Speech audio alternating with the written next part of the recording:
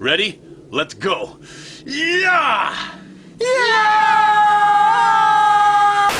2018 may go down as the year of the fighting game. Street Fighter got a huge update that more or less fixed the game, Marvel is trucking on despite the naysayers, and we're even getting a new Soul Calibur. EVO this year is gonna be insane. It's truly a great time to be a fighting game fan.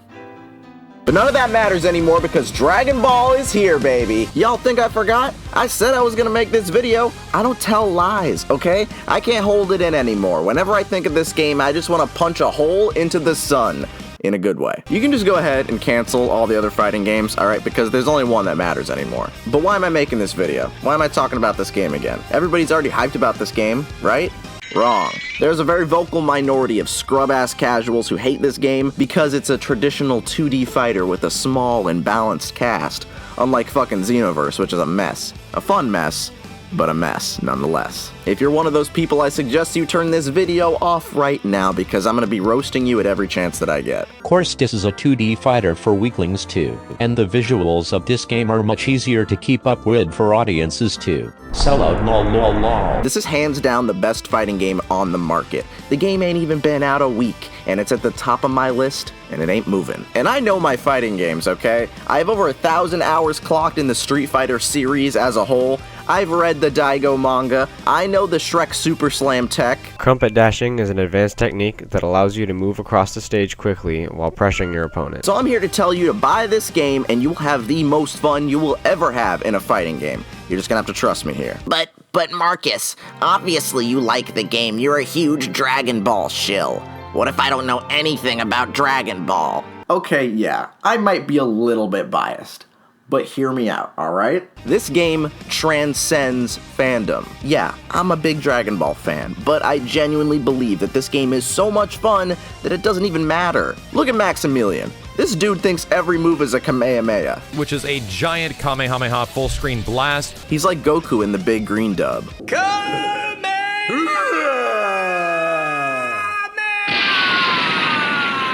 But despite his lack of Dragon Ball knowledge, he's been putting out content on this game non-stop since it was announced, just because it's that much fun. And since then, he started watching the show and growing an appreciation for it. And he's not the only one. I know tons of people who don't know shit about Dragon Ball, but they're having a blast with this game. I think anybody can look at this game and see how immediately arresting it is. I mean, look at these graphics. These visuals are drop-dead gorgeous. Anybody can recognize that. There have been a little more than 2 million Dragon Ball games, and if we're comparing the graphical quality between them, there's only one winner, guys. To push the presentation to the next level, there are these things called dramatic moments that have a chance of occurring before or after a fight. For instance, you can take Goku and Frieza on the Namek stage, and if Krillin isn't on either team, the fight may start with a short little cutscene. My favorite one is if you beat Cell with Gohan on the Cell Games stage, under a very specific circumstance, instead of the regular win screen, you'll get that downright inspiring shit. Let him see our combined power! Ganbate! Gohan-chan! Ganbate! The character models and animations in this game are perfect. Every little animation is pulled from either a manga panel or the anime. I can understand some people not liking the game because of gameplay or whatever, but when I hear people say the graphics are bad, I laugh. I laugh at those people. I don't like how the animation is. It looks too cartoony. Budokai games look better. Nigga, Dragon Ball is a cartoon. Not to mention the soundtrack is bumpin' too. There's a song for every stage and a song for every character. I gotta admit, I didn't think they were gonna go hard on the soundtrack. I'm used to fighting game music being either forgettable or strange.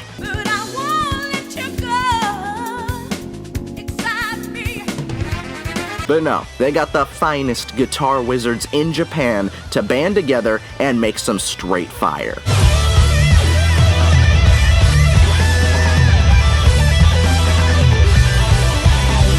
But that's all presentation, right? That's just the pretty outer layer. What about the gameplay? Isn't a 2D fighting game really limited? Nah, it ain't. The combos in this game are not only fun and satisfying, they also look fine as hell. Sometimes you get a fighting game where all the combos just look Really fucking stupid. However, most of the work that goes behind designing a fighting game in appearance is making the combos look visually appealing. When people are playing at a high level, it has to have a nice looking flow, you know what I mean? That's why a lot of non-fighting game players watch Smash at EVO. That game looks really nice when played at a high level. It's like a dance, it's so beautiful. And this game has that same exact sexiness. Watching high-level play is like watching an episode of your favorite anime where the animators got paid a little extra for the fight scene. Sometimes in a fighting game it gets annoying practicing the same dull but effective combos in training mode, but here it's a blast trying to find out how to use all of the tools at your disposal to craft the best combos for you. However, combos still aren't the only factor here. You got grabs, you got assists, you got tag combos, tag supers, character-specific mix-ups, auto-combo mix-ups, ideal team compositions, zoning with beam specials, hit confirming off of those beam specials. It just goes on and on. If you like well-designed games, if you like a game with a lot of little pieces that you can like pull apart and learn, then this is the game for you. You cannot sleep on it. I and a lot of other people were worried at first because the characters in this game seem to look just about the same as far as gameplay goes. But now that the cast is revealed and everybody's in our hands, I can safely say that everyone has their own role and function. You have your easy-to-pick-up characters like Goku and Vegeta, who can do most of their supers in the air or on the ground, and all their moves kind of flow into each other really easily. Then you have characters like Hit and Beerus, who are more about positioning and spatial control. You've got heavy hitters like Nappa and Android 16, but then you have support-type characters that are better at setting up opportunities for the other people on your team, like Android 18 and Krillin. This game has a wealth of content just in its gameplay. Anybody who says this game will get boring fast is an absolute fool. But Marcus, what if I don't like fighting games? This is actually a valid concern. Look, if you really aren't into the idea of competitive gaming, if you really just want to play games by yourself on your own, then yeah, maybe you will get less out of this game than most people. But I will say that if you're intimidated by the idea of a technical 2D fighting game, then you really shouldn't be. One of these days, I might make a video on fighting games as a whole and why people should give them more of a chance and not be scared of them.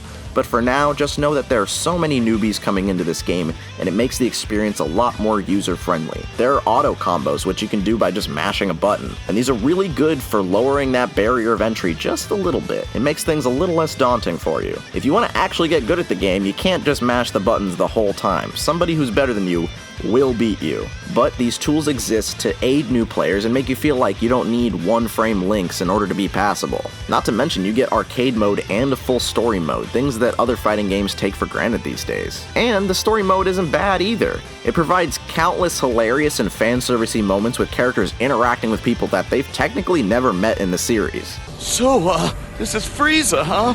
This is the first time I've gotten a good look at him. I didn't think Saiyans associated with such sensible and handsome creatures.